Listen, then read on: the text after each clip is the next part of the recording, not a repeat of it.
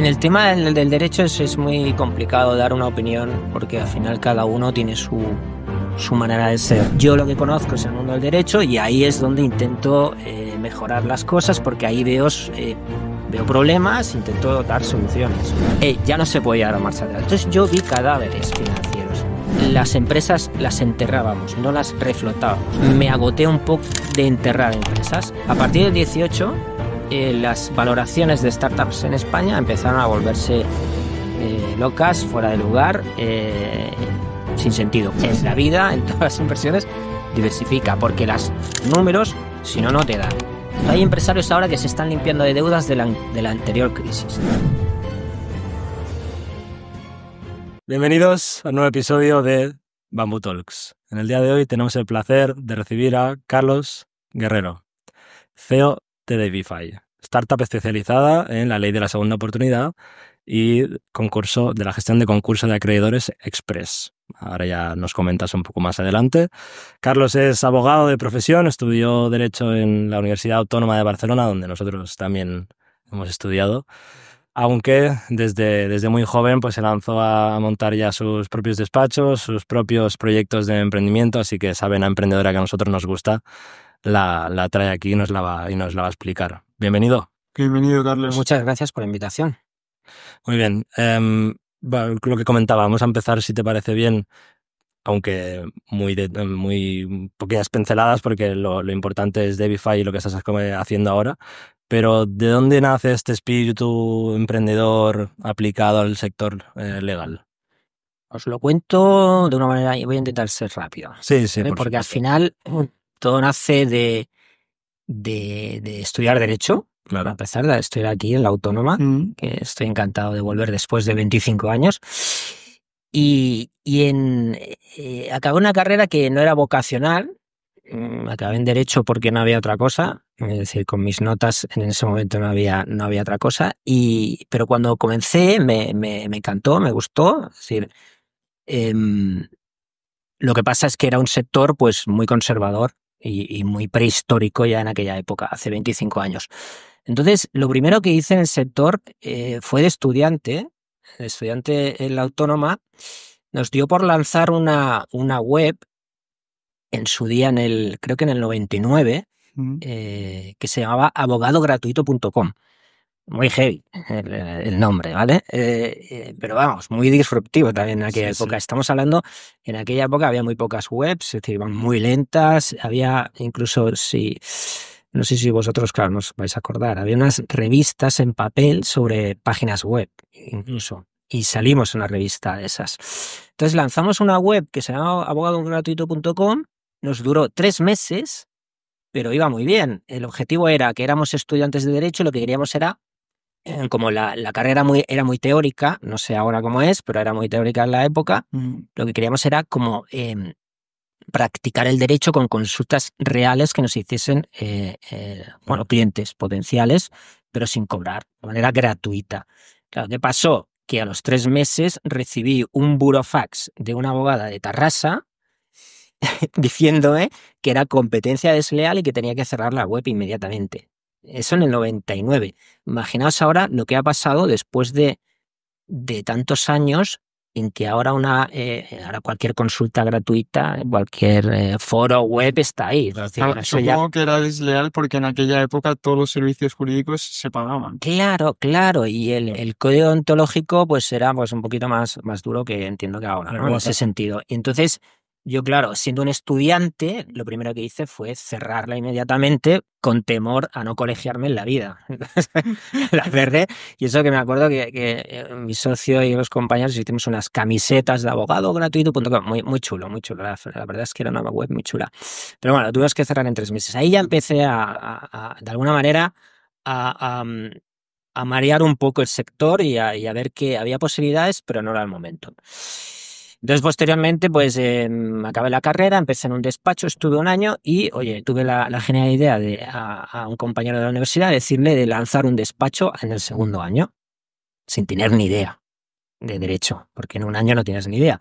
Pero claro, viendo que en ese despacho se ganaba dinero, se hacían las cosas y salían y entraban los clientes, pues yo pensaba que era igual. Tenía un despacho con un compañero de la uni oye, estuvimos 8 años y nos fue muy bien. Eh, ¿Cómo hicimos al principio? Pues colaborando con abogados. Ya utilizamos técnicas rudimentarias de marketing en aquel momento, captar clientes y colaborando con abogados para, de alguna manera, aprender cómo lo hacían ellos para luego nosotros soltarnos y empezar a llevar casos por nuestra cuenta. Y así estuve 8 años hasta que aquel despacho, pues de alguna manera se desintegró porque me fui y tal, y lancé en Barcelona una boutique de startups que se llamaba Map Legal y fue en un momento en el que en España no existía el concepto de despacho de abogados especializado en startups. Vale. Entonces nacimos en aquel momento 3 o 4 despachos al mismo momento en España. Y todo complementado con un blog que me dio por lanzar en aquella época, que fue bastante leído, un blog jurídico, y bastante, de alguna manera, me hizo crecer, ¿no? Y llegar a más gente, conseguir más clientes. Y un poco fue así como empecé en el mundo de empezar a emprender. A partir de ahí ya empecé a lanzar otras cosas que ahora podemos ir comentando. Sí, claro. Ahora que lo comentas, a mí me entra una duda básica, pero que ya que lo has vivido tú, me gustaría preguntártelo, y es, ¿tú recomiendas el hecho de montar un emprendimiento de servicios, teniendo en cuenta que no se necesita un capital inicial demasiado alto, cada uno en su especialidad, por supuesto, la tuya era en el ámbito jurídico, para aprender más que trabajar por cuenta ajena? Para un despacho, o en tu caso. En el tema del derecho es muy complicado dar una opinión porque al final cada uno tiene su manera de ser, ¿no? Es decir, mirando atrás, al final la posibilidad también un poco dependiendo de lo que quieras en tu carrera, ¿no? Si tú quieres trabajar en profundizar en el derecho, una especialidad del derecho, por ejemplo, M&A, pues oye, trabajar en un gran despacho, una gran marca, pues vas a aprender una serie de procesos, una serie de un aprendizaje muy profundo que te va a servir para luego incluso tú montar tu boutique y lanzarte, ¿no?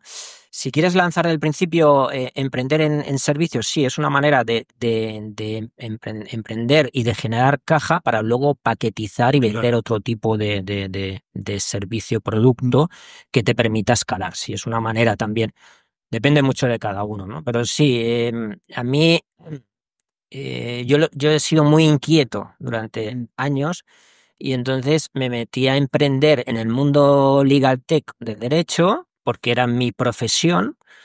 Pero también al entrar en el mundillo, en el mundo startup, en el ecosistema startup, lo que me permitió fue aprender de ellos, de cómo innovaban, de cómo experimentaban, de todo. Al final, cuando estuve de mentor también, ¿no? en algunas aceleradoras, incubadoras en los años en que todavía no había este ecosistema que hay ahora, que es brutal.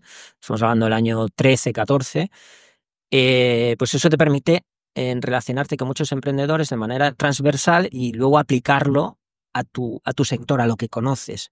Yo recaí en el mundo derecho y a partir de ahí pues he lanzado durante años muchos intentos, muchos experimentos en el mundo del derecho. Al final no me he salido de ahí. El único emprendimiento, si no recuerdo mal, que no está relacionado con el sector legal, pues fue Sitka Capital, que es la creación de un grupo de Business Angels, donde invertíamos bastantes Business Angels e inversores, donde invertimos en 20 startups durante 5 o 6 años, ¿no? Entonces, es lo único que me salí un poco del foco legal, ¿no?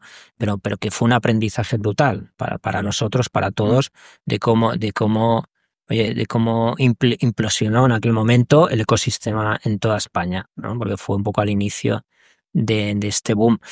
Pero vamos, que al final yo lo que conozco es el mundo del derecho y ahí es donde intento mejorar las cosas porque ahí veo problemas, intento dar soluciones, con lo de siempre, ¿no? Y ahí es lo que conozco.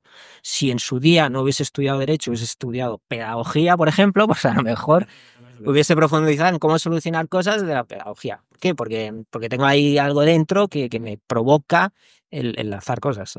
Totalmente. Me llama la atención particularmente esta etapa inicial, ¿no? De que tú siendo estudiante te atreves a lanzar bueno, tu propio bufete, ¿no? Normalmente la gente que contrata estos servicios los contrata buscando profesionales más, claro, Perfil con más experiencia. exacto. Entonces me llama particularmente la atención el modelo de negocio que has pasado muy por encima anteriormente, que es que has comentado que lo hacíais a través de socios o con ayuda de personas más experimentadas, ¿no? Para aprender de ellos. ¿Cómo era el funnel, ¿no? De captación de clientes? Siendo tú una persona tan joven, ¿cómo tenías la capacidad de atraer los primeros clientes? Pensad, claro, es una buena pregunta. Pensad que esto fue en la pre-burbuja inmobiliaria. Es decir, eran unos años donde España se vendía todo el mundo tenía dinero, todas las empresas les sobraba el dinero y por tanto nuestros primeros clientes eran de derecho mercantil e incluso inmobiliario, pero porque te habías obligado a atender a operaciones que tú decías, bueno, porque todo el mundo lo hacía. Es decir, particulares y empresas se metían en donde no se tenían que meter y luego acabó como acabó aquello. Entonces, al principio, pues antes del 2008, pues bueno, pues al final la confianza la generaba porque en las primeras reuniones tú tenías a un colaborador ahí que tenía 40 años, que era el que colaboraba con nosotros y nosotros estábamos ahí aprendiendo, pero nosotros ya aplicábamos un marketing rudimentario de guerrilla que generábamos clientes, ¿vale? Incluso mejor que otros abogados que tenían más experiencia, pero ellos tenían el conocimiento. Entonces hubo una transición de 1 o 2 años donde aprendimos lo que teníamos que aprender con ellos y a partir de ahí volamos solos ya, ¿vale? Y a partir de ahí, y luego ya vino el estallido brutal de la crisis. Claro. Te lo iba a comentar, fuera de cámaras hablábamos que bueno, por las circunstancias que tuviste que se tuvo que vivir en España, bueno, y en todo el mundo, pero por lo que nos pertocas en España, desde la parte legal te tuviste que especializar en la pues vamos a decir, no en la ley de la segunda oportunidad, porque creo que no existía. En su momento no existía, concurso. pero hubo muchas empresas y también imagino que personas físicas que entraron en concurso o en bancarrota, respectivamente, y que desde la parte legal tenías que especializarte en esto para poder ayudar a Sí, sí. ¿Qué pasó? Nosotros teníamos clientes también promotores inmobiliarios, había de todo, y había una parte de promotores. ¿Qué pasó? Que en 2006, 2 años o 3 antes del estallido oficial de la crisis, que todo el mundo se enteró de un día para otro, la mayoría, ya en octubre del 2006, varios años antes, la banca tradicional española empezó a cerrar el grifo del crédito. Es decir, los promotores veían que el Santander, BBV y estos bancos los más importantes cerraron el grifo de la promoción y solo seguían dando esos tipos de préstamos las cajas de ahorro que aún daban. Los últimos 2 años aún aguantaron. Pero ahí yo vi algo raro ya. Y entonces empecé a investigar un poco y a leer no los diarios, lo que te decían, una expansión, 5 días y tal, sino que me iba a foros random de internet. Y ahí descubrí unos foros muy interesantes donde ya te decían 1 año antes cuándo iba a suceder eso, que fue en octubre del 2006, cuando el Banco de España emitió un informe demoledor donde decía que la burbuja inmobiliaria española iba a estallar en breve. Entonces, ¿qué ocurrió? Que mucha gente seguía viviendo en un mundo feliz de los años 20, ¿no? Es decir, que todo que siga la fiesta, y llegó me acuerdo perfectamente que en agosto de 2007, que todavía no había estallado la crisis, estaba con unos amigos de fiesta en Lisboa. Y con la resaca me desperté y cogí el diario El País que había en aquel hotel de Lisboa. Y veo en la letra pequeña una noticia y hablaba de que un fondo americano quebró. Había quebrado, entonces, pero en letra pequeña te decía que había quebrado por su exposición inmobiliaria al ladrillo.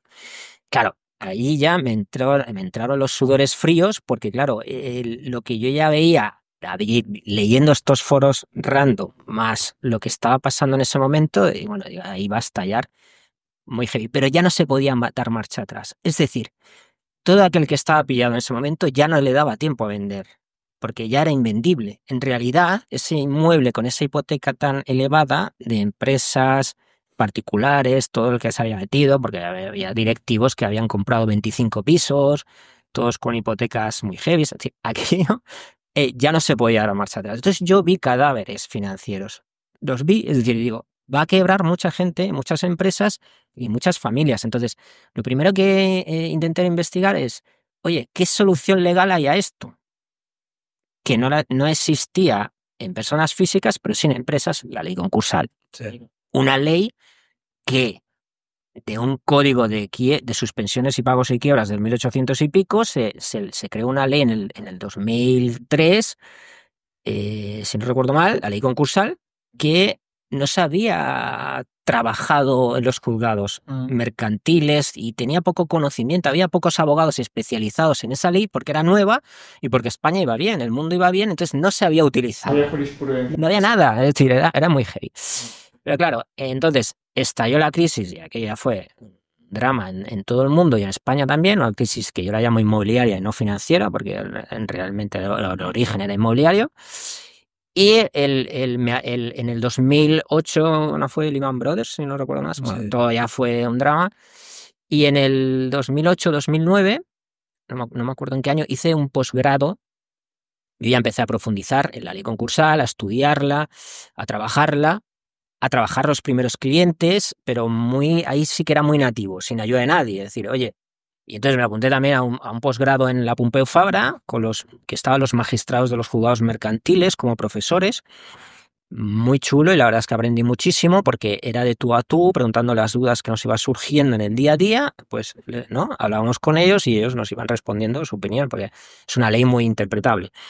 Y al año siguiente volví a hacer ese posgrado, que los jueces me dijeron, ¿qué haces aquí otra vez, Carlos? Y digo, no, es que tengo muchos clientes y muchas, ¿no?, casuística que necesito solventar, pues estoy aquí otra vez. Hice 2 años seguidos el mismo posgrado de empresas en crisis. Y ahí nos dimos cuenta que había un problema con las personas físicas, que, oye, todos los jueces, abogados, todo el mundo decía que no podía existir esa ley porque las deudas no se podían eliminar. Claro. ¿Vale? Es decir, el 1911 del Código Civil decía que, oye, que las deudas hasta que te mueras y el más allá. ¿Vale? Nosotros decíamos que había países europeos y países anglosajones que esa ley sí que existía y había cancelación de deudas y punto. Tuvimos que hacer mucha pedagogía, casi lobby, es decir, algunos magistrados, algunos abogados que creíamos en esa ley, y éramos muy pocos en aquella época. Y que hasta que al final se aprobó en el 2015, y la aprobó Rajoy, me acuerdo. En 2015, después del estallido de la crisis estamos hablando de 7 años después, cuando ya había arrasado con todo. Es decir, una solución que podía haber salvado a muchas familias, se aprobó 7 años después, muy tarde. En otros países ya la aplicaban desde hacía muchos años. Entonces, al final me di cuenta de ese problema, pero yo ya en el 2013-14, viendo que incluso la ley concursal no estaba preparada para esa crisis tan grave, las empresas las enterrábamos, no las reflotábamos. No había herramientas de reestructuración empresarial como ha habido ahora. Es decir, esa ley se ha modificado 15 o 20 veces desde entonces para mejorarla a bien, y se ha mejorado a bien. La ley concursal para empresas, reestructuraciones para salvar empresas, era muy poco ágil aquella ley. Entonces, yo me agoté un poco de enterrar empresas. Por tanto, hice una transición también profesional y dije, oye, a mí me gustan los balances sostenibles, me gusta la financiación, me gusta la inversión las salidas a bolsa. Veía mucho más Estados Unidos cómo se movía el dinero y entraban las empresas y se generaba riqueza con la inversión. Y entonces empecé a investigar pues en temas de rondas de financiación y todo esto. Y fue cuando di el paso y lancé Map Legal como boutique de startups, rondas de financiación y asesoramiento de este tipo de compañías que empezaban también a a nacer en aquel momento y a implosionar en toda España. Y eso un poco fue la transición. Yo de reojo miraba, algún día se aprobará la ley concursal, y de hecho en el 2015 se aprobó, y yo la miraba de reojo diciendo, ostras, quien lance algo ahora, oye, lo hará bien, porque es una súper oportunidad. De hecho, nosotros hicimos un pitch una vez en EADA con un socio que tenía en MAP, que si me ves, seguro que se acuerda, de una empresa que le pusimos el nombre de quiebrafamiliar.com, muy heavy. No existía ni la ley concursal. Claro, fuimos allá a presentar aquello y decían, ya, pero el nombre es terrible. No, pero no es el nombre, es el potencial que tiene esto. Pero claro, no existía ni la ley. Lo que hacíamos nosotros era, en aquella época, sí que existía el concurso de persona física, pero lo máximo que podías conseguir era perdonar la quita del 50% de la deuda y un aplazamiento de 5 años del restante, ¿vale? Conseguíamos cosas en los juzgados y nos felicitaban porque nadie lo hacía. Entonces exprimíamos la ley concursal para, de alguna manera, encajarlo en el particular y salvar algunos trastos de algunas personas. Y quisimos lanzar aquello, pero no era el momento. Es decir, sí que seguíamos llevando estos procedimientos, pero no como startup. Pero claro, luego ya en el 2015 yo ya estaba en otra cosa, que era asesoramiento a emprendedores y startups con esta boutique, que luego ya me integré en despachos medianos de derechos negocios a nivel nacional. Entonces, yo miraba cómo nació una primera empresa, que era Repara tu Deuda, en el 2015. Tuvo que hacer mucha pedagogía, porque al final nadie conocía esta ley, nadie se la creía, de cómo que se puede eliminar las deudas. De hecho, hay gente hoy en día que todavía no lo sabe. Es curioso. Y eso que han pasado años. Entonces, pero yo ya estaba en otra cosa, que era este tipo de asesoramiento. Estuve como socio pues, en Fornesa Abogados, que ahora es Augusta Abogados, luego en CK Magán, y por último en Marimón Abogados, ¿no? Pero luego, ¿qué pasó? Que llegó la pandemia. Yo entré en Marimón Abogados en enero del 2020, en enero del 2020, y en marzo nos encierran. Claro, fue un impacto muy potente, ¿no? Entonces yo ahí, pues claro, al final te encierran, llevas, no sé, un momento vital, tengo 3 hijos pequeños, parece que en ese encierro mi gusanillo emprendedor tenía que nacer otra vez, ¿no? Empecé a darles vueltas a la cabeza, y en enero del 21 pues dejé el despacho y fue cuando lancé varios proyectos al mismo tiempo, Legal Tech, FinTech, ¿vale? Es decir, pero como siempre no uno, varios, para no aburrir. Y para diversificar, ¿no? Correcto. Sí, pues varias marcas: Atolón, Nevo, Saturno Escuela de Paralegals, DeFi. ¿Vale? Esto estamos hablando de enero del 21. Y que para entonces, perdona que te haga... Perdón, y ya digo que durante estos años, desde que me integré en estos despachos de derechos de negocios, Sí. pues en esos años lancé un Venture Builder, que lanzamos una startup que nació ahí, que es Let's Go Up, que es un marketplace de abogados. Que sigue activo. Sigue activo el grupo de inversores de Sitka Capital. Y eso fue en paralelo esos 5 años, ¿no? Sí, de 15 más o menos. Y luego en el 21 es cuando lancé estos 4.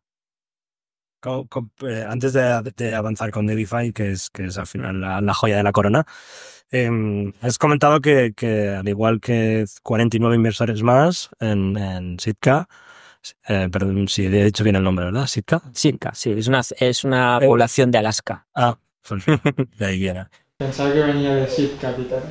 No, es Sitka. Sitka Es una población de Alaska. Sí, has comentado que invertisteis en el 15 y 6. Sí, empezamos en el 14. ¿Cómo van las desinversiones? 14, decimos del 14 al 18, ¿vale? Vale. Y luego empezamos el periodo de desinversión. ¿Por qué también el periodo de desinversión? A partir del 18, las valoraciones de startups en España empezaron a volverse locas, fuera de lugar, sin sentido. ¿Por qué? Para los que invertíamos en pre-seed, pues oye, invertíamos tickets de 10.000, 5.000, 10.000 euros, alguna de 15.000, entrar en valoraciones que no era tu Listo. no, y no era tu liga, no tenía sentido porque el retorno, por cuánto se tenía que vender esa startup luego para recuperar un poco toda la inversión, no tenía sentido. Entonces dejamos de invertir, la última me acuerdo que fue Colvin, la última inversión, no fue el 18, por ahí, sí, 18, 17, 18, y ya está. Y de ahí os puedo dar métricas, porque claro, ya empiezan claro, después de 10 años, se empiezan a obtener las primeras métricas de los fondos en España. Hay muy poca información. De hecho, el histórico de capital riesgo en España, del venture capital y de las inversiones business angels, pues no hay tanta información porque ahora ¿no? Han pasado los primeros 10 años, más o menos. Entonces, nosotros invertimos en unas 20, de las cuales quedan vivas nuestras, tenemos 3, ¿vale? Digo para que hagáis números en cuanto a la... y eso que diversificamos, ¿eh? Es decir, que hemos diversificado. 3 vivas, 17 muertas. ¿El resto son muertas o ha habido algún éxito? Es importante saber eso. Por eso. Perdón. Vale. No. De las 3 hay una que es el exit. Vale. Que menos mal, ¿no? Dice, oye, tienes un exit, pues si no ya dices, ¿qué pasó, no? Un exit y... En secundario nos compró un fondo, pero oye, es un éxito. Y muy bien. ¿Qué compañía fue? Y por 13, por ahí. Singularo. Unos emprendedores que son la hostia y un trabajazo y brutal. Y van como un tiro. Y luego, pues nos queda Meller y otra más, ¿vale? El resto, pues fueron cayendo, pues unas antes, otras después, unas por peleas de socios, otras porque se quedan sin caja, otras porque no convencen al mercado, no hay tracción, millones, las típicas causas de por qué cierran las startups, pues todas, al final las ves todas porque has diversificado, que era un poco lo que tienes que hacer. En la vida, en todas las inversiones, diversifica, porque los números, si no te dan. Si tú te metes a Business Angel y inviertes en 5, no te va a dar, ¿no? Bueno, sí, puedes tener suerte. Pero ya no digo ni que inviertas en 10, que es lo típico que se dice, no, invierte en 20. 20, porque si no te da. O sea, aquí lo típico que se dice siempre, y al final si se dice es porque es así, ¿no? La esperanza matemática positiva. Al final no es el número de empresas a las que le consigo hacer un exit, sino la ganancia media que tengo con las que puedo salir, compensando la pérdida total de las empresas que se dan por el camino, ¿no? Sí, tengo también métricas incluso de mentor, porque fui mentor durante estos años en la aceleradora, por ejemplo, Connector, en algunas más que hubo en aquel momento, pero Connector fue la que estuve más tiempo y a la que, oye, tengo muy buenos recuerdos. Y tengo métricas que no sé si, por ejemplo, de unas 20 mentorizadas, todas cerraron, excepto una. De 20, una. Como mentor, en aquella época, ahora menos yo creo, en aquella época, pues tú mentorizabas durante unos meses y te daban un porcentaje la compañía al principio. Entonces, oye, pues estaba bien. Te das un poco de equity por hacer el asesoramiento, ¿no? Ahora que creo que menos ya. Sí, Ahora menos. Estoy pensando que para tener el expertise en carrera de Derecho has tocado como 3 palos principales, yo diría. Lo que es el asesoramiento jurídico puro y duro, la parte operativa de los negocios, ¿no? De cómo se gestiona una empresa, y además la parte también inversora. O sea, podemos decir como que... Sí, porque también claro, invertimos en Sitka, luego tuvimos que captar capital para Let's Go Up, ¿no? Al final...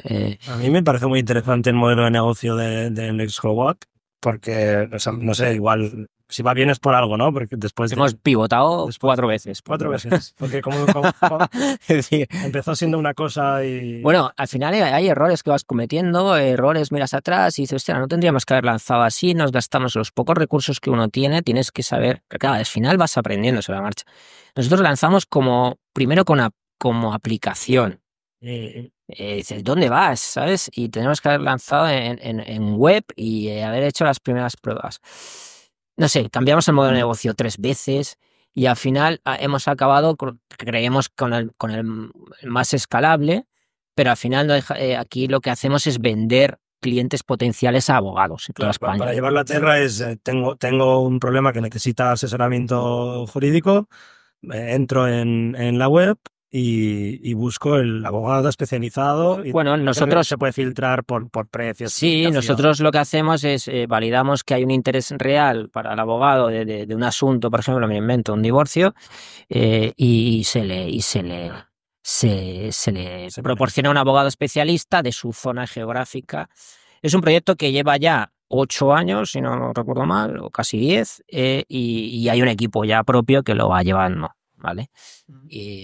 Pero sí, también hay una experiencia ahí brutal, hay unos pivotajes, bueno, los pivotajes muy heavy ahí. Ya has dicho que tuviste que levantar capital para esto. Sí, claro, porque al final hubo bastante desarrollo, hubo equipo, hubo, claro, todo. Al final, bueno, bastante capital, no, un capital bastante razonable. Estamos hablando a lo mejor, pues, no sé, no recuerdo, 800.000, medio millón, 800, pero mucho pequeño inversor a gestionar. Para la que no has tenido que levantar capital, y a ti te va a gustar esto, es Debify, que es totalmente vuestro hasta entonces. Y entremos en materia con Debify. A partir de la pandemia, comentas que te vuelve a encender el espíritu emprendedor. Además, imagino que también vuelve un poco al ruedo el tema de, imagino, por la pandemia, un poco la deuda de las personas, tanto a nivel jurídico como físico. Claro, al final, ¿qué pasó? Que yo creo que al final, yo ahora el tema de la deuda, la gestión de la deuda, lo veo como un propósito ya vital. Es decir, yo en realidad, si miro atrás, siempre me ha perseguido la pasión por gestionar y solucionar problemas de deudas, porque al final todo viene de aquella crisis, todo aquel aprendizaje que tuve, toda la pelea con otros compañeros para intentar que se aprobase esa ley en España. Luego me aparté, pero la tenía ahí siempre. Seguí asesorando como abogado en alguna operación de reestructuración y de concurso, aunque me dedicaba más al tema startup, pero siempre lo tuve ahí. Entonces llegó ese momento en que dije, oye, creo que hay una oportunidad para seguir haciendo las cosas muy bien ahí. Yo creo que es algo ya, es un propósito mío vital. Yo lo entendí así. Yo creo que es así. Y además es una solución que impacta muchísimo en las personas. Impacta de manera espectacular. Me parece gracioso porque, Carlos, el 99% de la población en las crisis sufre. Carlos lo que hace es sufrirlas y las aprovecha y entonces crea. A ver, yo siempre me lo llevo por dentro, me dice mi mujer que el sufrimiento lo llevo mucho por dentro, no exteriorizo, pero al final sí que hay que buscar oportunidades. Entonces, en enero, pues lancé esas marcas, entre ellas estaba Debify.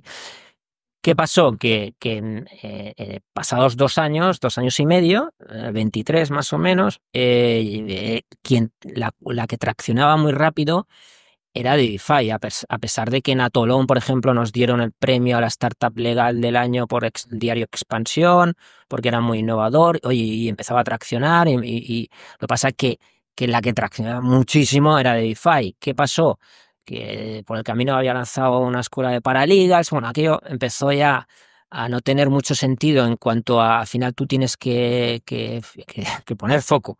Me ha costado más de 45 años en mi vida llegar a esa conclusión del foco, es decir, me leo muchos libros de emprendimiento y siempre he estado del foco, pero yo creo que paso esa página rápido, me la salto, pero llega el momento que digo, no, es que es el foco, porque los recursos los tienes que destinar a ese emprendimiento, a esa marca, a ese proyecto, porque al final yo tengo muchas ideas de todo. Y claro, ahora las tengo para Tolón, ahora las tengo para Saturno, ahora las tengo para... Claro, si todas esas ideas que te van surgiendo las tienes para una sola, hombre, es que la atracción es más. Es que es... Lo que dice el refrán en español, ¿no? Que mucho abarca, poco aprieta. Claro, al final... Al final es esto, si tuvieras recursos ilimitados... Totalmente. Entonces dices, vale, abarco todo, pero como al final los recursos son limitados y estamos en un mercado capitalista... Pero que nos pasa a muchos emprendedores, que me ha costado casi 50 años, de verdad, es decir, que ha sido muy, muy duro.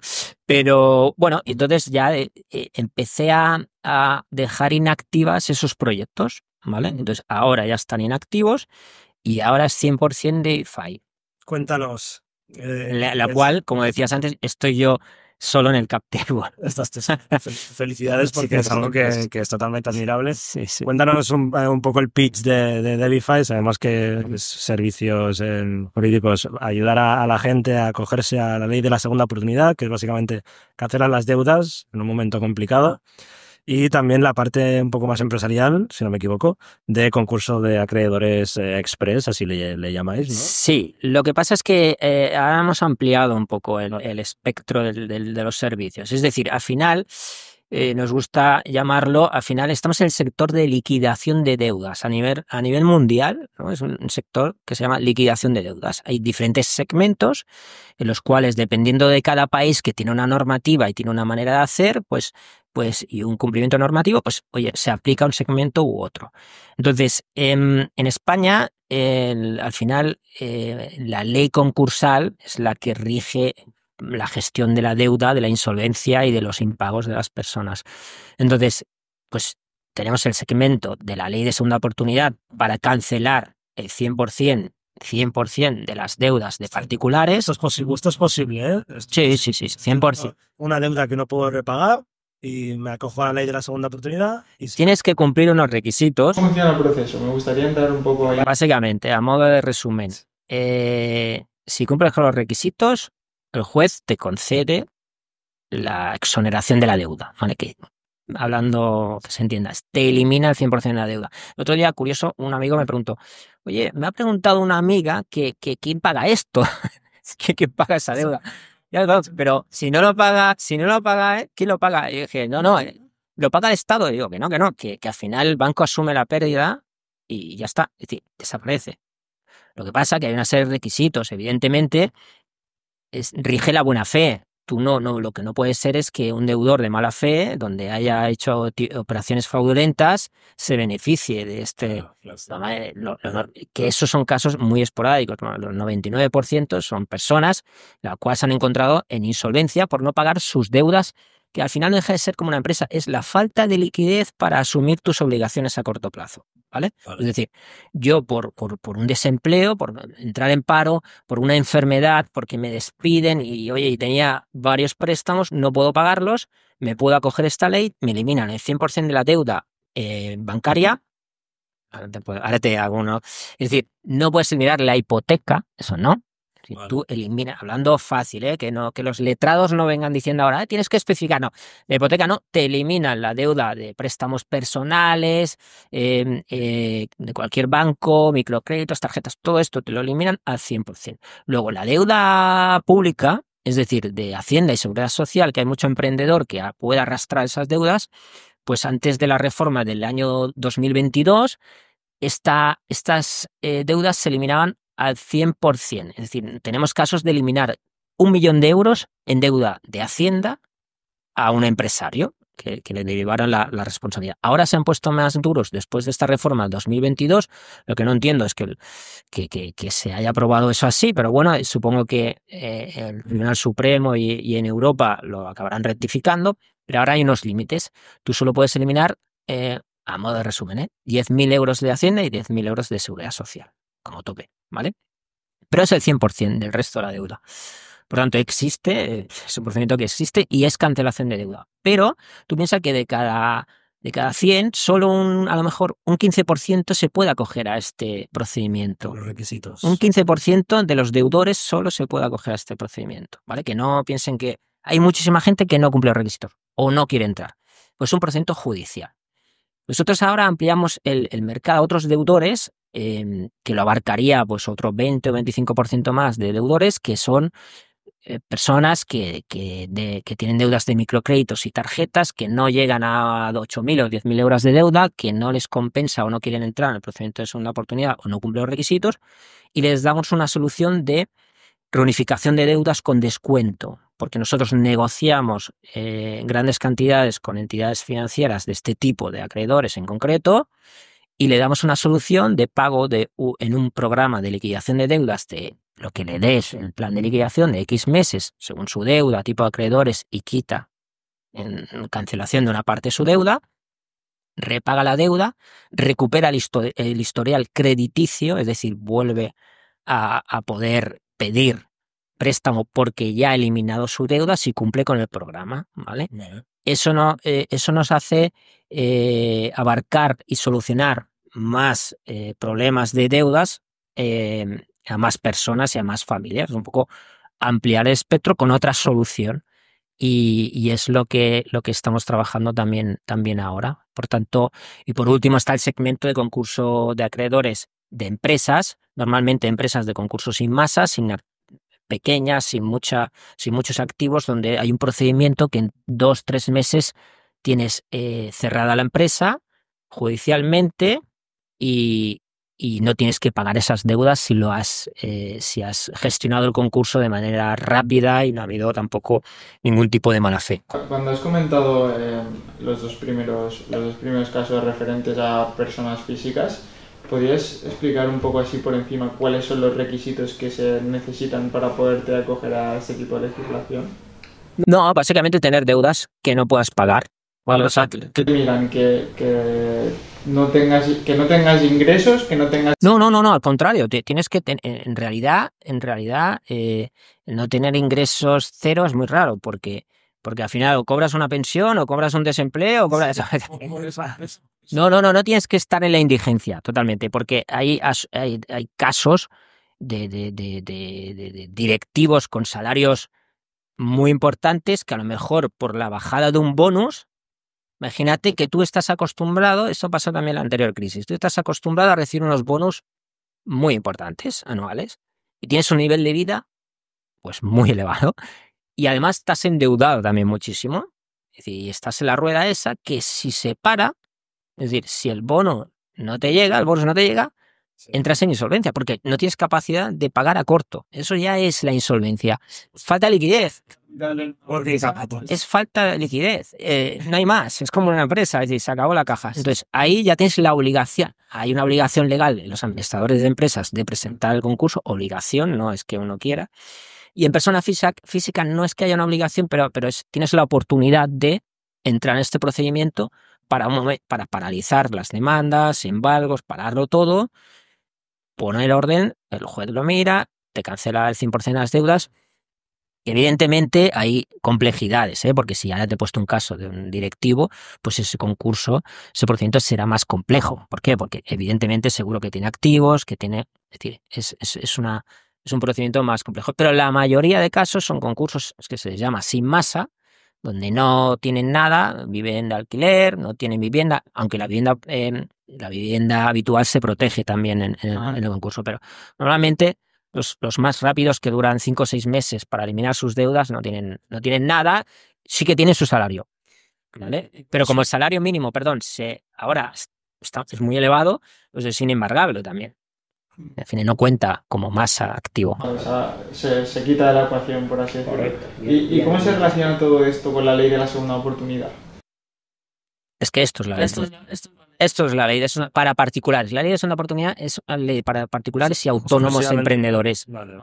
Y la ley, pero que está dentro de la ley concursal, ¿no? que trata a las empresas también. Estamos intentando entender, claro, y perder nuestra ignorancia. Sí. Yo tengo una pregunta también un poco ignorante, pero no es ignorancia, es que falta información. Antes de que las personas físicas se pudieran acoger a esta ley, ¿qué pasaba si entrar en insolvencia, si no podían pagar sus deudas? No había nada, por eso que cuando estalló la crisis, que empezó a ir todo mal de golpe, de un día para otro, todo el mundo estaba en la ruina. Sí, entonces, la única herramienta que existía era la ley concursal de aquel momento, que dentro no estaba la ley de segunda oportunidad para particulares, y nosotros lo único que hacíamos es, en algunos casos, cogíamos a ese particular y le decíamos, te voy a aplicar la ley concursal como de empresas y te voy a conseguir un 50% de tu deuda bancaria de préstamos personales, una quita del 50%, y el resto te voy a conseguir 5 años.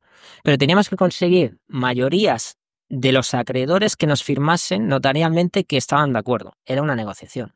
Es decir, no había equilibrio, estabas prácticamente vendido. Es decir, sí que se firmaban, pero no, realmente con esta ley el banco no se puede oponer. Básicamente, si el juez oye, cumple con todos los requisitos, es automático que se le exonera, se le perdona el 100% de la deuda. El banco no puede decir nada, salvo que descubra que hay alguna mala fe, evidentemente. ¿Siempre es el 100%?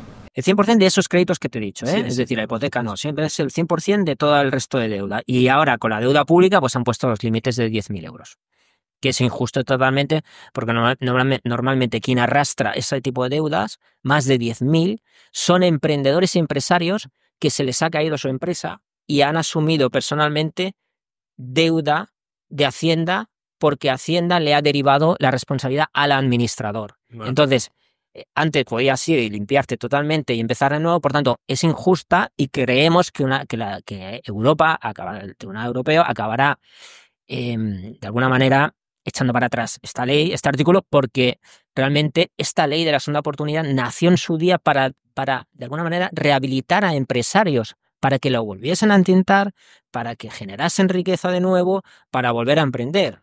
Claro, si tú le limitas el tema de la deuda de Hacienda y Seguridad Social, que es la más peligrosa de todas, que si tú tienes una empresa te recomiendo que lo primero que pagues antes de quebrar sea ellos, pues es totalmente injusto. Pero bueno, creemos que al final se hará justicia. Has comentado que no todas las personas que entran en insolvencia se acogen a esta ley de la segunda oportunidad y que por tanto tenéis todavía margen de crecimiento en cuanto al mercado.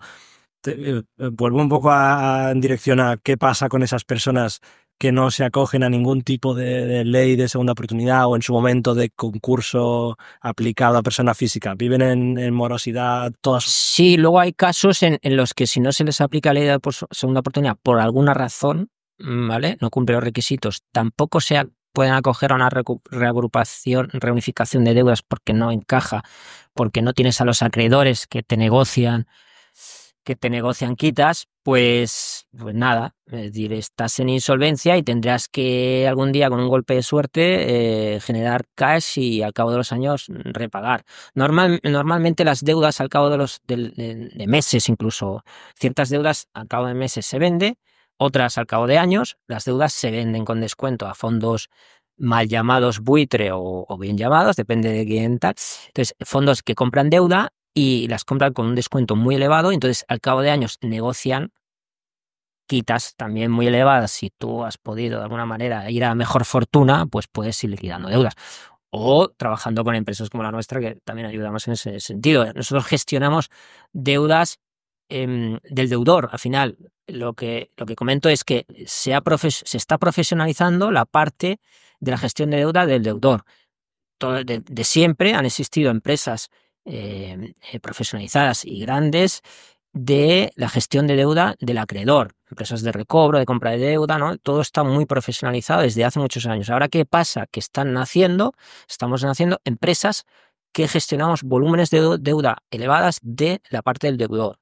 De alguna manera se está equilibrando las dos partes de Comentabas que muchos de vuestros clientes son empresarios que por cualquier motivo no ha salido bien su negocio y tienen que acogerse a esta ley de la segunda oportunidad. ¿Qué perfiles soléis encontrar en su mayoría? Y si nos puedes, esto igual ya es más confidencial, pero algún caso, si nos puedes explicar algún caso que te llamara la atención, o sea, mira, un emprendedor que le pasó esto, un padre de familia que le pasó no sé qué. Al final hay miles de casos, es decir, pero de empresarios, pues bueno, hay de todo. Al final, incluso hay empresarios ahora que se están limpiando de deudas de la anterior crisis, la de 2008. Vale. Hay empresarios que se están limpiando de deudas de la pandemia también. Los préstamos, muchos ICOs que se dieron y que al final hubo sorpresas. Hay muchas startups que presentan concurso porque al final no traccionan y tienen deuda en ISA, por ejemplo. La típica deuda en ISA que no pueden devolver porque no ha traccionado en una fase muy inicial, acaban en concurso. Tienen que cerrar la empresa. Hay muy poca cultura en España del cierre de empresa. El crear una empresa se hace en minutos, ¿no? Y es fácil, no necesitas ni abogado. Pero cuando tienes que cerrarla, ya empiezan los nervios, los lloros y el no saber cómo hacerlo. E incluso cuando no tiene deudas, ¿vale? El proceso de disolución y liquidación. Pero cuando tiene deudas aún es peor. Y encima la ley te dice, oye, urgencia. Es decir, si tienes deudas, tienes un par de meses para presentar el concurso. No te duermas porque si no, te van a derivar la deuda a ti como administrador. Y si te derivan, ahora la ley te prohíbe la ley de segunda oportunidad. Es decir, si te ha derivado porque has sido lento en tu obligación, has sido con retraso en tu obligación de presentar concurso, tienes un problemón. Entonces, al final... Y además estamos hablando de sociedades limitadas de responsabilidad. Sí, responsabilidad limitada. Si tú no presentas concurso en plazo, Ibas a preguntar esto. si tú no presentas concurso en plazo, te derivan la responsabilidad. Claro, es que Hacienda, Seguridad Social y los bancos, pues si son espabilados también representan la demanda de la deriva. Pero quieres decir que te derivan la responsabilidad como administrador de la deuda que tenía la sociedad si no has cumplido con Tu obligación legal de presentar concursos. pero en cumplir los plazos. Sí. Y son plazos muy cortos. Pero sí, porque ahí se entiende como que puede haber una especie de mala fe o de... No, mala fe, no. Al final siempre es desconocimiento. No, al final el empresario nunca quiere reconocer cuando está en preinsolvencia o en insolvencia, nunca quiere reconocer. Siempre piensa que puede salvar esa situación. Sí. Y entonces entras en una fase en la que te puedes retrasar. Y entonces puede ser un concurso culpable, no fortuito. Y si un juez te dice que es un concurso culpable, se deriva toda la responsabilidad, aunque Hacienda y Seguridad Social son más rápidos incluso que el juez y te lo derivan antes. Por tanto, cuando tú tienes que ser muy honesto contigo mismo, si tú ves, un aplazamiento de Hacienda y Seguridad Social, un aplazamiento aprobado no es insolvencia. Es cuando, por ejemplo, incumples el aplazamiento y lo incumples durante 2 meses o tienes un incumplimiento generalizado en el pago ya de proveedores, del préstamo que ya, oye, presenta concurso porque las consecuencias luego son peores. Insisto, antes del 2022, si a ti te derivaban responsabilidad, podías limpiarte de esa deuda en la ley de segunda oportunidad, pero la han limitado. Por tanto, si te derivan, olvídate, porque es una prohibición para acogerte a la ley de segunda oportunidad. Por tanto, ojo, ¿sabes? Hay que ser rápidos. Oye, no pasa nada, pasa página, presenta concurso, que encima, si no tiene masa, eso se va a cerrar en 2 meses en el juzgado, es súper rápido, y te olvidas, te quedas tranquilo. Y ya está, tienes el cierre ordenado. Has comentado, ¿no? que ahora con la nueva modificación del 2022 eran hasta los 10.000 euros estos que comentabas, ¿no? No, antes no había límite. Es decir, podías eliminar 1 millón de Hacienda y ahora el máximo en administración pública es 10.000 euros. Un poco, pues, para proteger al Estado, ¿no? Pero al final es incongruente con la directiva europea de insolvencia que te dice lo contrario. Ya veremos. Pregunta, yo creo que interesante para la gente que nos está escuchando. Una persona que se acoge a esta ley de la segunda oportunidad, ¿se le pone un asterisco al lado de su nombre? Quiero decir, después de esto, a la hora, me imagino, a la hora de ir a pedir un préstamo bancario, personal, o incluso poder acogerse una segunda vez a esta ley de la segunda oportunidad, en ese momento hay un asterisco al lado de ese nombre. No, tú tienes la sentencia que te da el juez, te elimina el 100% de la deuda, ¿no? Sí. Entonces, los bancos automáticamente tienen la obligación de sacarte de las NEF, de los registros de morosidad, y de la CIRBE, el apunte que hay en el CIRBE de incumplimiento. Sales de esos registros donde a ti otra entidad, cuando tú le vayas a pedir un préstamo, es lo que va a mirar. Es como tu historial crediticio, que es diferente al anglosajón. Aquí te va a mirar las NEF, CIRBE, oye, está limpio, pues le doy un préstamo. E incluso la misma entidad te lo puede dar, porque al final son entidades tan grandes que no. Entonces, por eso no hay problema. Es decir, al final te cancelan y tú puedes volver a pedir préstamos. Y además, has dicho lo de volver a presentar algún día otra vez la ley de segunda oportunidad. Al final, antes eran 10 años y ahora lo han reducido a 5 años. Tú en 5 años puedes volver a cogerte. Ahora bien, si eres un año que vas calentando otra vez y pides préstamo. No, ahora bien, yo creo que tiene sentido eso más para el emprendedor. ¿Por qué le digo eso? Es decir, porque al final tú lo vuelves a intentar y si te caes otra vez, te levantas, ¿no? Como se dice por ahí. Oye, pues te doy la posibilidad de, si has sido buena fe, acogerte otra vez y empiezas de cero, ¿no? Segunda oportunidad real.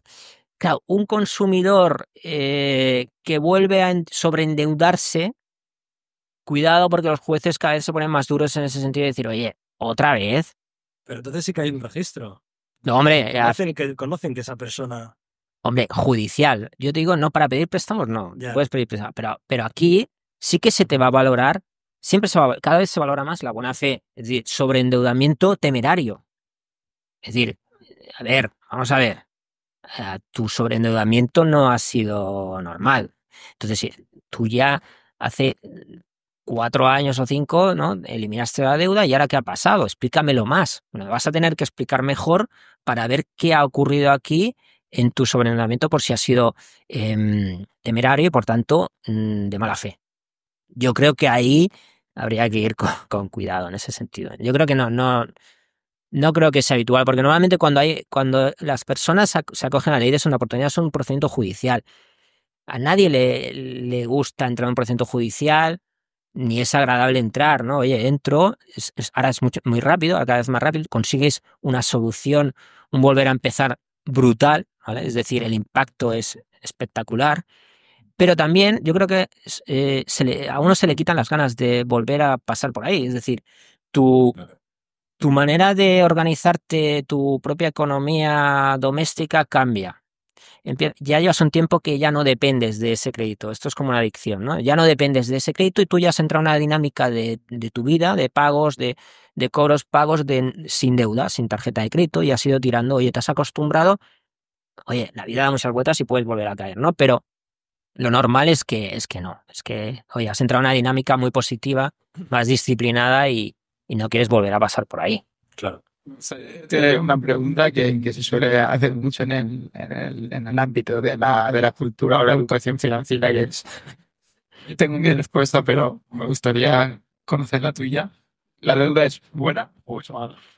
Gran pregunta, gran pregunta. Yo soy de una generación que hemos vivido unas mayores crisis financieras e inmobiliarias de la historia mundial. Y claro, la deuda para nosotros se convirtió en malísima. Y claro, tenemos un sesgo ahí, ya que nuestra opinión ya tira porque es malísima. Por tanto, ahora viendo lo que está pasando también con el sector inmobiliario, que yo creo que hay una burbuja, hay muchas personas que se están sobreendeudando también. Y yo creo que hay deuda buena y mala, ¿de acuerdo? Entonces, en empresa, si la sabes, si de alguna manera cumples con los ratios de endeudamiento y tienes un buen asesoramiento, un asesoramiento muy profesionalizado, pues la deuda puede ser buena.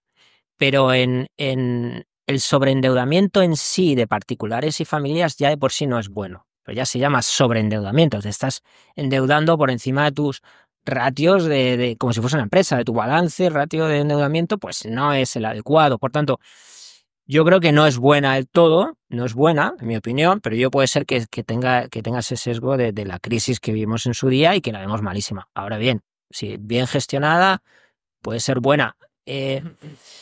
Pero veo mucha opinión últimamente de personas que yo creo que no han vivido una crisis tan importante y que se están confiando demasiado en la deuda. Y luego el repago de la deuda es complicada cuando entras en un ciclo recesivo, que probablemente entremos en breve, más concretamente en mayo, en Estados Unidos probablemente entre en recesión, y entonces eso afectará. Entonces afecta en el ciclo económico, afecta en el día a día, porque tendrá impacto en el consumo, tendrá impacto en todo, y lo más grave en el desempleo, y entonces habrá lo que pasa, ¿no? Es decir, te bajan tus ingresos y te quedas a ver qué pasa ahora, porque estoy sobreendeudado y no tengo liquidez, capacidad de repago y entro en insolvencia. Yo tengo dos preguntas. La primera Las que quieras. es una aclaración de por qué dices que Estados Unidos En mayo. puede entrar en recesión en mayo.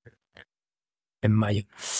Bueno, en mayo porque se publican unas actas de la FED en mayo y reconocerán la recesión, creo. Bien, no por Trump, porque toca. Es decir, al final es un tema de subida de tipos del 22, que al final la subida de tipos pues tiene sus momentos, sus impactos en diferentes De alguna manera pues tuvo su impacto en la inversión también. Oye, en su momento bajó la inversión en capital riesgo, tendrá impacto en el consumo, y yo creo que al final estamos en un momento que sí, que llega a recesión en Estados Unidos, pero es una opinión personal. Y la segunda era, o sea, tú has tenido has vivido algún caso, algún ejemplo de gente o de personal profesional con conocimientos financieros que, que utilice la deuda como instrumento para apalancar sus operaciones y que al final se haya visto obligado a acogerse a la ley de la segunda oportunidad. O sea, este tipo de casuística se vive mucho. Se vivió más anteriormente, es decir, en la anterior crisis que hubo mucho apalancamiento, que es una manera un poco cursi de decir, de endeudarse muchísimo. Hubo muchísimo apalancamiento en su día en activos ficticios. ¿Por qué digo ficticios? Activos sobrevalorados, como ahora, que al final te encuentras con sobrevaloraciones en inmobiliario, en acciones, en el dólar y en las cripto. Son los 4 pilares de alguna manera sobrevalorados, que hay una parte ficticia de ese activo, ficticia, es decir, que en realidad no vale eso, y que se tiene que ajustar. ¿Cuándo? Pues bueno, pues se ajustará, tarde o temprano. Entonces, ahí en ese momento aflorarán muchísimas pérdidas, ¿no? Probablemente quien asuma más la pérdida ahora no será como en la anterior crisis, que fue la banca tradicional del mundo, española, europea del mundo, que tuvo que asumir unas pérdidas que las asumió el contribuyente. Acabó asumiendo en parte el contribuyente, tuvo que cada estado decir, oye, vamos a salvarlos, porque si no el sistema cae. Ahora no, ahora ya esa banca tradicional está, ya no está deteriorada. Ha tenido 15 años, es decir, una generación para poco a poco quitarse sus pérdidas, que eran prácticamente casi todas inmobiliarias. Es decir, ha habido 15 años para limpiarse. Ahora sus balances están saneados. ¿Dónde está el problema? En la banca en la sombra, ¿vale? La llamada banca a la sombra, que mueve muchísimo dinero en todo el mundo, pues ahí esa banca, en general, esa inversión financiera ha invertido en unos activos que creemos que están sobrevalorados, y entonces eso genera unas pérdidas. ¿Cuándo? Pues cuando haya la mínima de un ciclo recesivo empezará todo. Pero es una opinión personal. Yo tengo también ahora me cojo las 2 preguntas para mí. Y yo quería comentar, desde el punto de vista macroeconómico, como comentabas, los últimos años han sido un poco turbulentos, subida de tipos, la posible recesión que se puede haber ahora por sobrevaloración de activos. Pero desde el punto de vista de DeFi, hay negocio. Quiero decir, ¿habéis notado un aumento y tú crees que el buen comportamiento y el buen rally de DeFi es gracias a macroeconomía menos positiva? No, porque DeFi es un servicio anticíclico. Te iba a decir, es anticíclico, ¿no? Actualmente se ha incrementado el número de procesos de ley de segunda oportunidad los 2 últimos años porque hemos nacido empresas más profesionalizadas que gestionaban más expedientes, pero también ha sido porque ha habido más conocimiento de la ley y se ha equiparado el número de presentaciones de procesos al año por población equiparable, por ejemplo, a Alemania. O sea, Alemania te presentaba, no sé, no recuerdo ahora, 80 o 90 millones de habitantes, pues te presentaba 90.000 o 100.000 casos al año. Pues España ha llegado en el último año a un récord de 40 o 45.000 casos al año. Y la gente, ¿cómo ha podido ser que ha pasado de 10.000 a 45.000? Es una locura. No, ha llegado a su punto de normal, sin crisis, de que cada año se va a presentar unos 40 o 45.000. Esa va a ser su cifra. Si hay una recesión, evidentemente se incrementará, pero al final sí que habrá más trabajo en ese sentido, pero al final es un proceso que lo que quieres es que el deudor también tenga capacidad de pago. Al final lo que quieres es un momento normal. Sí que habrá más trabajo en ese momento de recesión, pero básicamente es anticíclico. Es decir, fíjate que el endeudamiento en tarjetas de crédito en Europa está creciendo muchísimo a niveles todavía estamos lejos de Estados Unidos porque ahí son unos cracks endeudándose, es decir, en tarjetas de crédito están ahora en récords históricos, y el endeudamiento estudiantil es brutal, Sí. ¿vale? Es una cosa que está fuera de lugar. De hecho, aquí los estudiantes en España, en Europa, cada vez se endeudan más también para acceder a másters, bla, bla, bla.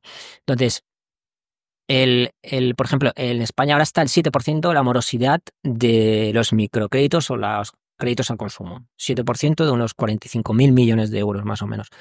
Claro, 7% y está un poco tensionado ahora. Es decir, ha subido un punto, entonces hay un poco de nervios. Pero claro, en la crisis anterior escaló al 12%. Esa morosidad del 6 al 12 o 15. Claro, hay mucho más volumen. Evidentemente recesión, pero actualmente es eso, está bien.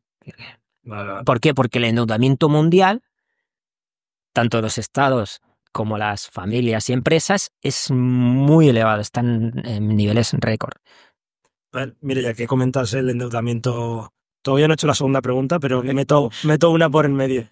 Ya que comentas el endeudamiento para estudiar, ¿habéis tenido perfiles jóvenes? Cada vez más. En el nuevo servicio este que te comento, reunificación, Sí. hay un perfil muy joven porque son muchos préstamos online, digitales, es decir...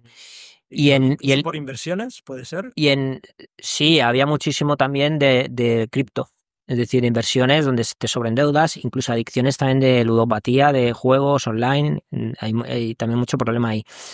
Normalmente leyes una oportunidad,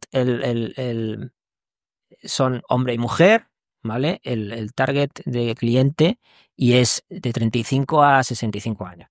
Pero cada vez hay más chicos de 20 y pico, chicas que entran en el proceso de leyes una oportunidad. Y luego el servicio de reunificación con descuento de deuda, cada vez hay más jóvenes, porque acceden mucho más fácilmente con su primera nómina a cualquier préstamo de este tipo que tienen intereses abusivos.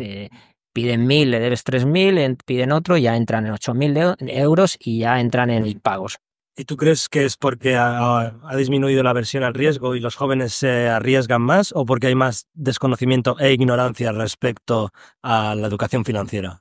Respecto a la educación financiera hay muchísima información cada vez más, hay mucha gente que está haciendo un gran trabajo. Pero que haya mucha información no significa que la gente esté informada. Claro, lo que pasa es que tienes mucha más facilidad de acceder a este tipo de préstamo y de endeudarte. Es decir, hoy en día incluso está los Klarna, los que, oye, compra ahora, paga después, todo este tipo de aplázame, es decir, cualquier compra la puedes aplazar. De hecho, Klarna, ¿no? Se llama esta startup en Estados Unidos está financiando, aplazando un café de 5 euros. Es decir, eso es muy heavy. Es decir, un café de 5 euros lo aplazas. Entonces, claro, esto es pero bueno, pero al final claro, pero es como cool. Si es cool, oye, pues al final estás siempre con el móvil y es muy fácil endeudarte y pedir préstamos y acceder a dinero y invertir y perder dinero. Al final, como se invierte más, se ha democratizado la inversión, oye, y es muy chulo porque ahora con un móvil puedes invertir en compañías de cualquier parte del mundo. Y digo acciones, ahora no digo cripto, ya es peor todavía, ¿no? Pero también no puedes perder. Y entonces hay endeudamiento para invertir. Y encima, como se ha vendido el apalancamiento para invertir en acciones y tal, bueno, pues va a haber mucho impago, mucho problema. Pero también es un poco por el volumen de deuda. El volumen de deuda en general se incrementa y ahí estamos todos. Y entras en un ciclo recesivo o tienes unas pérdidas y ya está, ya tienes el problema de impago. Al final, ¿cómo no va a haber cada vez más deudas si cada vez hay más dinero en movimiento? Movimiento, claro. Claro. Se ha inyectado muchísimo dinero, es decir, sobra dinero. Bueno, es decir, los fondos y hay muchísimo dinero en el mercado. Sigue habiendo muchísimo dinero, es decir, es una locura. Entonces, pero a la mínima que haya un ciclo recesivo, aunque sea muy corto pero intenso, ya no digo una crisis financiera inmobiliaria como hubo en el 2008, que aquello fue, bueno, Es que eso no puede volver a pasar. Sí, pero que no puede volver a pasar, sí. Con esa magnitud.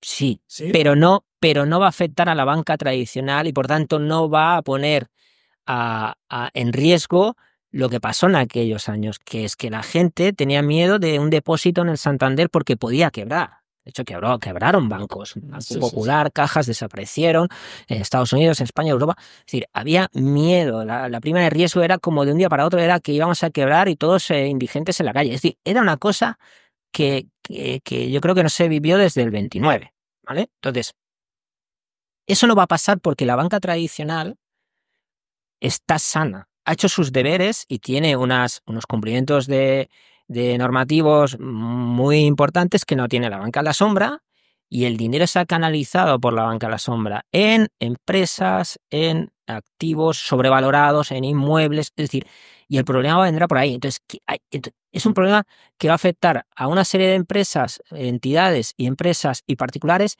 que no van a ser salvados. Es decir, el contribuyente salvó a una serie de entidades sistémicas en su día.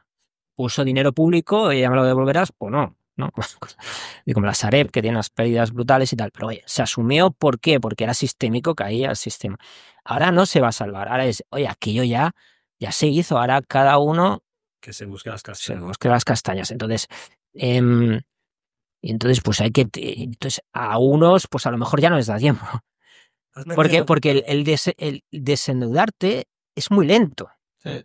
Vender activos para quitarte esa deuda no es fácil cuando ya parece que vienen mal dadas. No sé si me explico. Sí, y sobre todo también dependiendo de dónde tengas, en qué tipo de activos tengas el patrimonio, ¿no? Correcto. Unos son, al final, líquidos, líquidos. al final una empresa, el capitalismo al final es creación de riqueza. El capitalismo es creación de empresa, es generación de riqueza, que es generar puestos de trabajo, innovar en empresa y generar valor en empresa. Si eso te lo cargas, al final, esto es un balance activo, pasivo, ¿no? Si tu activo en realidad hay una parte ficticia, ese balance está destruido. Entonces, y eso es lo que probablemente pase. Has mencionado en un par de ocasiones el término del historial crediticio y creo que es un concepto importante que a mí me llama especialmente la atención, y creo que además a gente que nos escuche pues seguro que también le interesa. No sé si nos puedes comentar un poco lo que es, en resumidas cuentas, y qué impacto puede tener en la capacidad de una persona para endeudarse. No, aquí lo que pasa es que en España es muy prehistórico, es decir, no es como Estados Unidos, que hay unos scores, Claro, hay unas ¿qué diferencia puntuaciones. hay con Estados Unidos? Bueno, ahí tienen unas puntuaciones, unos scoring para ir accediendo cada vez a más crédito, pero claro, también es contraproducente, te vas calentando, lo vas haciendo bien para acceder a más deuda. Cuidado, también, es decir, oye, mi premio es más deuda. Entonces, aquí en España no, aquí hay un registro, que es el más conocido, es ASNEF, que es un registro que consultan los bancos y ven apuntes donde puede haber incumplimientos, y la sirve el Banco España. Son dos registros bastante normalitos, donde si no estás ahí, si no tienes ningún apunte, estás limpio, entre comillas. Pero puede ser que no, puede ser que haya una deuda que a ti los bancos están obligados a, por ejemplo, 5 años, no te tienen que sacar de la SNEF porque como ha caducado la deuda, y hay momentos en que un deudor puede tener deudas impagadas, pero en ese momento no aparece su apunte en los registros de morosidad en ese instante, puede volver a pedir préstamo porque un banco no sabe. Claro. Es decir, falta mucho dato, mucha información. Llegará un momento en que eso estará más Perdona, déjame dar digitalizado, llámalo como quieras. Muy simple. Como persona, ¿cómo puedes tener un historial crediticio limpio? ¿No pidiendo nunca deuda o teniendo deudas y habiéndolas pagado? Al día. Puedes tener muchas deudas, puedes tener millones y millones de deudas. Mientras que estén al día, tu historial crediticio es lo más. Entonces, ahora bien, una empresa lo que te puede decir es, oye, estás muy endeudado, claro, dame otro préstamo que voy a comprar una empresa, o amplíame la póliza de crédito. Oye, ¿tienes unos ratios de endeudamiento astronómicos? No, ¿vale? Y un particular, evidentemente, mirará a Sirve y quiero otro préstamo porque quiero invertir en cripto o quiero comprarme 5 pisos para alquilar, porque es el negocio del siglo. Entonces, te dirá no, porque no tienes capacidad de repago. A ver, un banco con un poco de cabeza y más que con la que han pasado ya hace 15 años, pues te dirá, pues tú no, porque oye, que no me vas a pagar, te baja el mercado, los precios de los pisos también bajan, aunque hay gente que piensa que no, bajaron en su día. Es decir, te baja, entonces te quedas en un balance, en unos fondos propios como si fuese una empresa en negativo, un patrimonio neto negativo, porque el activo inmobiliario, no me gusta llamarlo activo, el piso vale menos que la deuda que tienes. Por tanto, el banco sale corriendo. Pero está mejor visto entonces haber tenido deudas y haberlas repagado a tiempo que no haber tenido. Quiero decir, te pongo un ejemplo muy claro. ¿Tiene sentido tener una tarjeta de crédito si no te si tienes el suficiente dinero como para pagar con una tarjeta de débito? Para demostrar al banco que aunque pagues con la tarjeta de crédito, que por tanto le estás pidiendo ese dinero, no se valora. Pagar. La banca ahora europea, bueno, en algunos países supongo que mejor, ¿no? Pero en España no se valora tanto te mira tu capacidad de repago de la deuda. Lo que no te mira es que, oye, pues has devuelto 5 préstamos bien, oye, muy bien, ¿no? Tienes un histórico y entonces te voy a dar más. No, lo que te va a decir es, tienes capacidad de endeudamiento y tienes capacidad de repago, ya está. Vale. Te voy a dar toda la deuda que te permitas repagar. La capacidad de endeudamiento entiendo que va muy ligado a tus ingresos mensuales. Tus ingresos, tus activos que te traigan ingresos, tu capacidad de esos activos de hipotecarlos, lo que sea, ¿sabes? Al final no deja de ser una empresa. ¿No? Ellos miran sus ratios y ya está. ¿No? Estamos hablando mucho. No, pero a mí me parece curioso porque a mí a veces me ha surgido la duda. Digo, yo no tengo una tarjeta de crédito hoy en día, pero ¿por qué debería hacérmela si con una de débito porque tengo el dinero? Bueno, imagino porque no tenía que hacer ninguna compra. Bueno, si tienes una American Express, pues ganas puntos y te vas a zonas VIP y claro que ganas puntos. Si nunca te vas a endeudar por debajo de lo que tienes en tu cuenta bancaria, ¿qué incentivo hay en usar una tarjeta de crédito versus una tarjeta de débito? La rentabilidad el coste de oportunidad que puedes sacar a la deuda. No es. Sí, pero con una tarjeta de crédito más bien es consumo, porque no te vas a poner a comprar cripto. ¿O sí? La cosa es exacto, es el producto que con una tarjeta de crédito no es una línea de financiación pensada para la inversión, es mucho más. Ahora lo que sí que se han dado mucho y que está generando muchos problemas son como si fuesen unas pólizas de crédito, pero para particulares, ¿no? Es decir, las pólizas de crédito típica para empresa. Oye, tú en un año pues dispones de 100.000 euros y vas trabajando, ¿no? De ahí, y luego al año pues te la renuevo, ¿no? Pero en particular, ¿sabes? Como créditos abiertos donde tú vas disponiendo y luego te puedo dar un susto, ¿no? Pero en particulares. Por lo que utilizas. Sí, correcto, pero normalmente la utilizas todo y luego tienes que ir a renovar. Se llama revolving, se llama esto, ¿verdad? Bueno, revolving es otra cosa que ya es otro mundo en temas de intereses abusivos y de reclamaciones y de líos que ha habido durante años con la banca y reclamaciones. Pero bueno, al final yo creo que la banca tradicional española ha hecho bien los deberes de los últimos 15 años después de todo lo mal que lo hicieron en la crisis inmobiliaria, en todo lo mal que lo hicieron con vender preferentes a personas que no tendrían que haberle vendido, productos abusivos, todo este tipo de reclamaciones que ha habido estos años. Yo creo que al final todo este aprendizaje, al final todos aprendemos, le ha llevado a hacer las cosas mejor y evidentemente el regulador ha obligado a que hagas las cosas mejor. Porque hay un regulador que te controla, pero es que hay entidades financieras en el mundo que no son controladas por ningún regulador. Por tanto, ahí hay un poquito de una jungla, ¿no? Bueno, si tienes alguna pregunta tú añade también. A mí me gustaría hacer una última ya para ir un poco cerrando, que estamos demasiado en no sé en lo que se va a alargar, pero desde luego es de los que más interesantes me está pareciendo y que más ganas tengo de preguntar. Sí. Así que Pregunta por la parte que te toca. Gracias. Yo quiero entrar en una pregunta muy rápida que es, teniendo en cuenta la naturaleza de vuestros clientes, en las condiciones en las que os vienen, que probablemente son en condiciones emocionalmente complicadas, sí. ¿Cómo tratáis la relación cliente y Debify?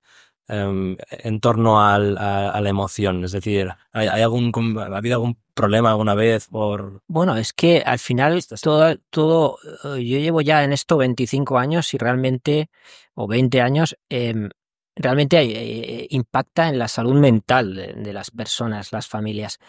Hemos visto empresarios cuando le van mal, pues tiene impacto familiar, que puede acabar en divorcios, en rupturas.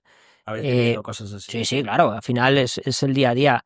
Entonces, hay que tener mucha empatía, una experiencia de usuario enfocada a que los abogados, a que las personas, los asesores, cualquier persona que interactúe con estas familias y estas personas, pues tengan algo que se hagan ponerse en su piel, porque al final todos podemos pasar por ahí. Es decir, que aquí no nos salvamos nadie. En fin, tú puedes tener, la vida es muy larga y tienes momentos que te van muy bien las cosas, pero hay momentos que te pueden venir las cosas mal, no porque incluso lo hayas hecho mal, sino porque si tienes una empresa es el mercado, es una pandemia, cualquier cosa te puede pasar.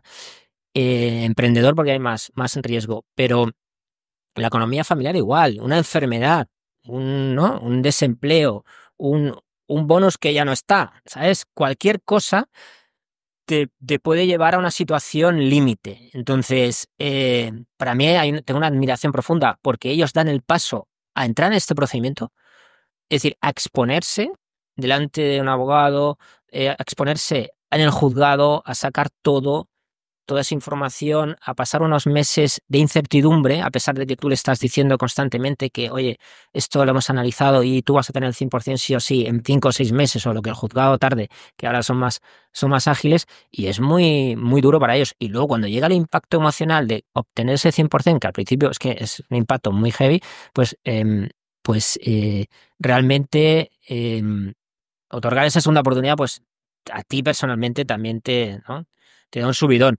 Ahora bien, la salud mental es un área que se debería incluso trabajar más, ¿no? En este aspecto, porque realmente la deuda, por eso digo que la deuda no es tan buena.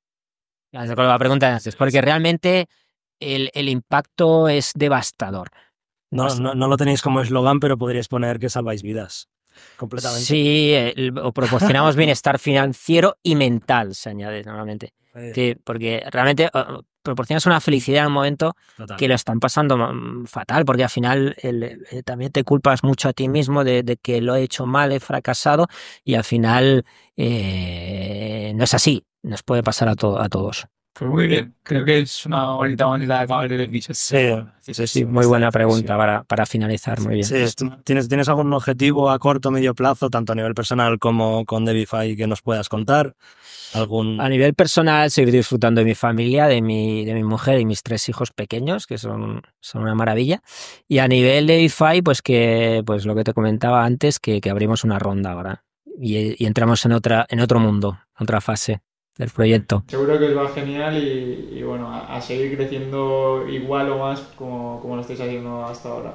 Muchas gracias. Y muchas gracias por venir a nuestro podcast. Por cierto, pequeña cuña, vosotros últimamente estamos haciendo promoción a la competencia porque también habéis empezado un podcast en el que se han llamado No Surrender, en el que también entrevistáis a emprendedores, súper interesante. También os recomendamos, aunque no tanto como el nuestro. Por supuesto. Que lo vayáis a ver, también lo dejaremos. Nosotros somos principiantes y aprendemos de vosotros.